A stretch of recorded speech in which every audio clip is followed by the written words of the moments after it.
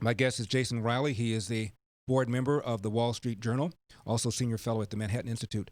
Jason, what do you think are the remaining barriers for people to escape poverty, Black people?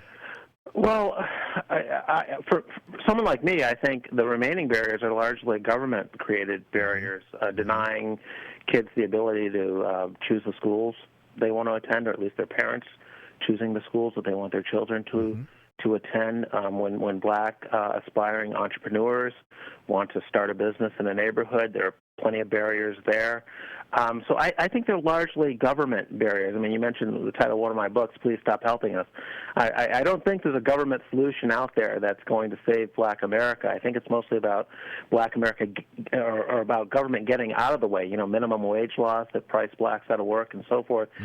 You know all these arguments, but that's not how the other side measures barriers. They look at disparate outcomes, racially disparate outcomes, and wherever they see them, they assume something nefarious is going on. I read an article in the L.A. Times recently talking about police. 900 killings in L.A. by police since 2000, and then they tell you 80% were Black.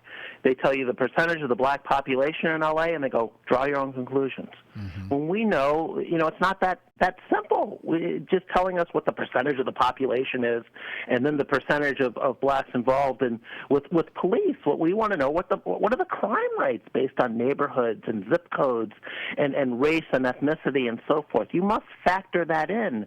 But the left doesn't want to have that conversation. They decided to make policing the center of this, or an SAT test the center of this, and so forth. And they don't want to talk about the real underlying causes here that may have nothing to do with racial discrimination. And, of course, that is not to deny that racial discrimination still exists, but the real question is, to what extent can racial discrimination The book is called Please Stop Helping Us, How Liberals Make It Harder for Blacks to Succeed.